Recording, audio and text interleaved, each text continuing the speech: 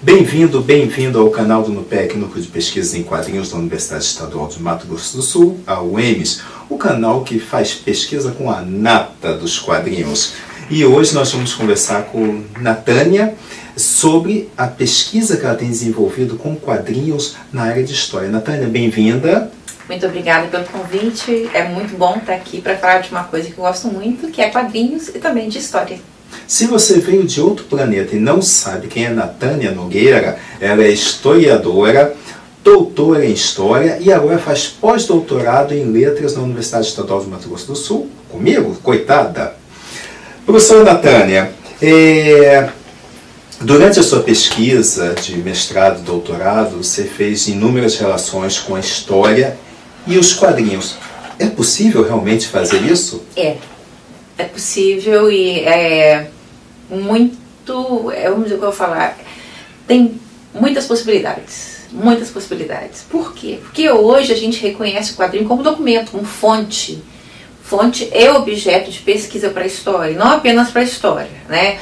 Mas na história ele tem sido cada vez mais explorado e reconhecido.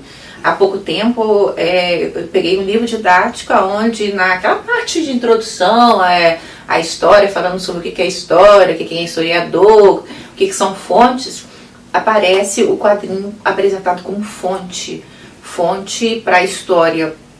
E também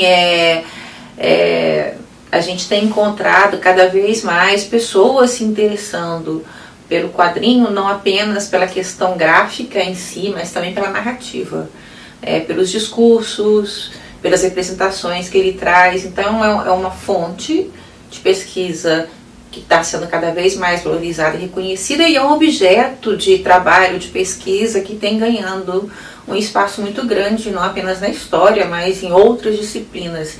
Disciplinas até que a gente nem imaginava.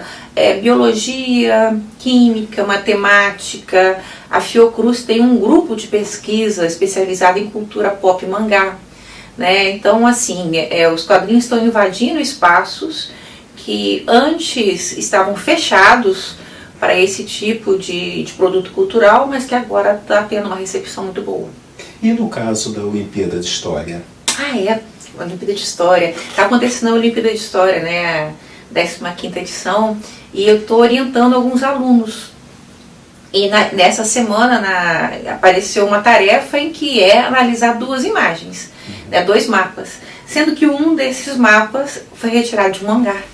Então, olha só que interessante, você pega um documento histórico, né, que é um mapa produzido sobre o Brasil, e pega um outro mapa que vai ser apresentado como documento também, retirado da página de um mangá. Eu acho isso fantástico. Além disso tem o Enem, ENAD e outros... Sim, e tem uma coisa que as pessoas ainda não se tocaram, é a importância da interpretação da imagem, da leitura da imagem.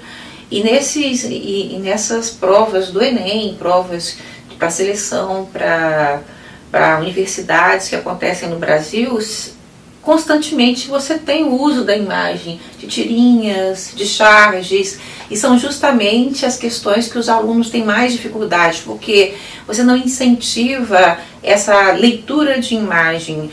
Por exemplo, quadrinho é trabalhado há muito tempo na escola, também não está fora da escola, mas normalmente ele é colocado nos primeiros anos, na alfabetização, na pré-alfabetização, para introduzir a leitura através da imagem, e depois você deixa isso de lado. Então falta o que o Valdomiro Vergueiro chama de alfabetização dos quadrinhos, essa coisa de você saber interpretar a linguagem dos quadrinhos de forma que você possa fazer uma leitura completa de um quadrinho, de uma imagem, e que para aquele aluno do ensino médio que vai fazer o Enem vai fazer falta, muita falta. E não só ele, porque a gente tem hoje o recurso visual sendo muito utilizado. Então você valorizar enquanto objeto o quadrinho na sala de aula não é uma coisa superficial, não é um modismo, é uma necessidade. E aí, enquanto historiador, uma personagem que tem sido muito utilizada nos quadrinhos, nos concursos, provas, é a Mafalda.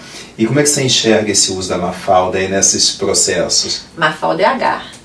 A Garra também está sempre. E agora também a gente tem tido quadrinhos do Maurício de Souza também. A Mafalda é uma personagem icônica, né? É bem utilizada nessas provas? Não sei, assim, eu sou meio suspeita de analisar por quê. Porque a Mafalda está sendo utilizada em geografia, está sendo utilizada em língua portuguesa, está sendo utilizada em várias disciplinas. Então, eu acho que é uma boa questão abordando o uso da tira. Ela depende muito da intenção de quem produziu, né? Então, eu acho que a questão não é se está sendo bem ou mal usada, mas é importante que ela esteja sendo usada, que possa estimular outros usos. Às vezes, quando aparece uma questão que tenha uma relação com quadrinhos, aparece alguém que vai ou elogiar ou que vai criticar. Você já teve Persépolis sendo utilizada no Enem, né? E recebeu muitos elogios.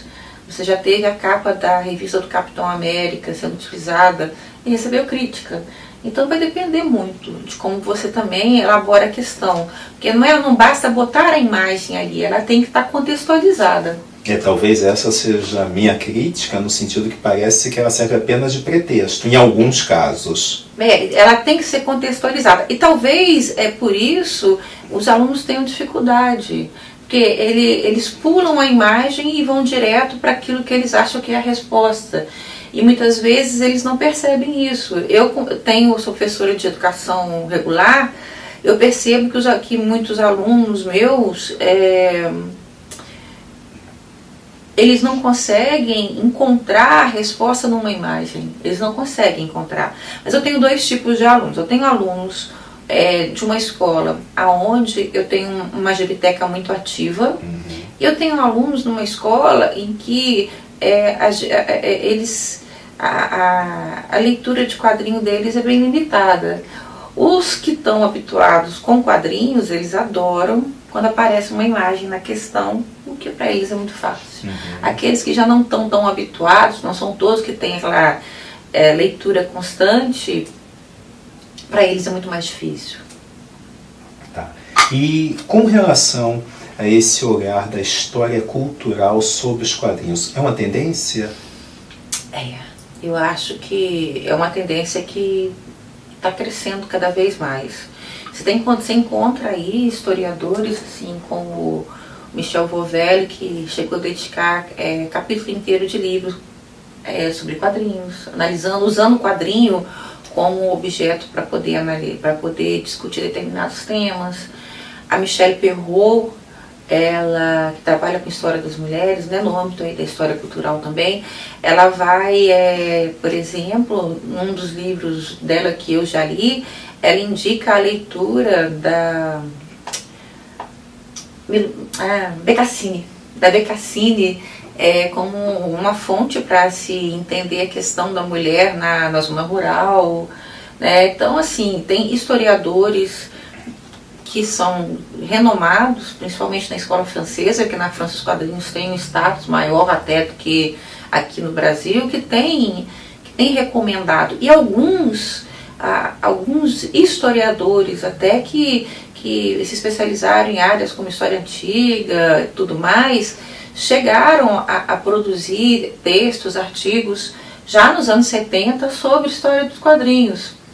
Então é um campo que tem sido abraçado pela historiografia. No Brasil, há pouco tempo, eu percebi um certo movimento entre alguns historiadores que têm bastante publicação, que estão começando a citar os quadrinhos como fonte, até mesmo comentar. E eu acho muito interessante que isso aconteça, até porque estão chegando projetos na universidade. E muitos professores têm que orientar projetos sobre quadrinhos e acabam tendo que conhecer, né? Saber lidar com esse produto. E isso fortalece a pesquisa. E a gente percebe que tem tido mais publicações também. E então esse preconceito com a cultura pop está diminuindo, em especial os quadrinhos? Diminuiu, eu acho que sim. Acho que a aceitação tem sido maior. Eu acho até triste falar aceitação, né? Porque a gente vive num contexto que já há tanto tempo se fala que deve haver uma abertura maior para fontes, para especificar os produtos que a gente utiliza na pesquisa, aquela questão também da cientificidade do objeto, né? Então eu acho que no caso dos quadrinhos, nos últimos 10 anos foi um salto muito grande que se deu. Tá. Então, para encerrar, você saiu da história e veio para letras agora fazer o seu pós-doutoramento. Foi. Coitada. Então... Eu fui enganada. Pois é, eu disse que era história em quadrinhos. Então, professora Natânia, qual o seu objeto de pesquisa, de investigação agora? Agora. Então, eu vou começar a estudar a questão da narrativa dos quadrinhos históricos relacionados à história do Brasil, daqueles que foram publicados pela EBAL ou publicados até anteriormente, com aqueles que estão sendo publicados atualmente. Estou querendo fazer uma comparação de qual é o discurso que esses quadrinhos trazem e como esse discurso ele se modifica com o passar do tempo, porque você tem o mesmo tema, mas que apresenta discursos diferentes. Então, o discurso que você tem, por exemplo, sobre a abolição da escravidão, publicada pela EBAL lá nos anos 60, 70, não é diferente do discurso, por exemplo, que você tem, né, em quadrinhos que são publicados recentemente, como os quadrinhos do Salete e tudo mais. Então, estou querendo trabalhar essa questão do discurso dentro desses quadrinhos históricos. Dá para dar um spoiler? Ainda está uma coisa assim, mais na construção. Tá bom, a construção. Sem spoiler, fica pro próximo vídeo. Mas tem umas coisinhas aí que vão ser legais. Tá bom. Gente, obrigado pela presença, professora Natânia. A gente se encontra no próximo bate-papo. Temos a semana inteira aí no evento, no curso aí que vai ser ministrado. Então, obrigado pela presença e até o próximo vídeo. Aproveita e assina lá o nosso canal. Até lá!